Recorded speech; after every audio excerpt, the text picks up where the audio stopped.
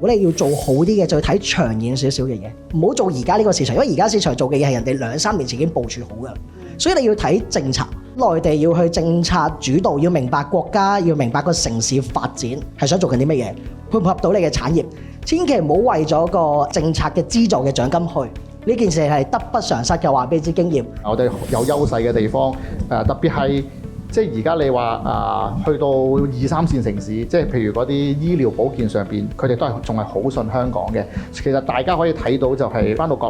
內揾到一個優勢點，就係你話係香港品牌嘅產品已經有一個優勢，其實就已經係最好嘅方向。即係譬如話翻到去可能佢哋個稅制好唔同啦，可能個法律好唔同啦。咁頭先就有提到政策啦，係嘛？即係我記得咧，我哋去帶一啲我哋團結香港基金嘅青年翻去睇嗰啲唔同嘅基地嘅時候咧，佢都會有一本政策嘅叫做簡要、撮要。但係咁樣撮要咧都好厚下噶咯喎。呢本嘢雖然上個月出，不過咧而家有啲嘢又唔同咗啦，咁樣即係成日咧佢都有好多嘅更新。咁所以咧我哋好多時咧點樣去揾到一個好嘅一個創業基地啦，或者裏邊嘅同事係點樣去講解啲政策，呢個都好緊要。但係我覺得香港嘅青年其實好處就係可以好經常地接觸得到一啲外國嘅一啲文化啦、生意嘅機會啦，或者一啲新嘅 insight 俾到我哋去聯通兩邊嘅一啲機會，成為一個生意。我哋應該更加去靈活變通地，可能一啲西方或者外國嘅一啲生意嘅機會，會唔會去融入得到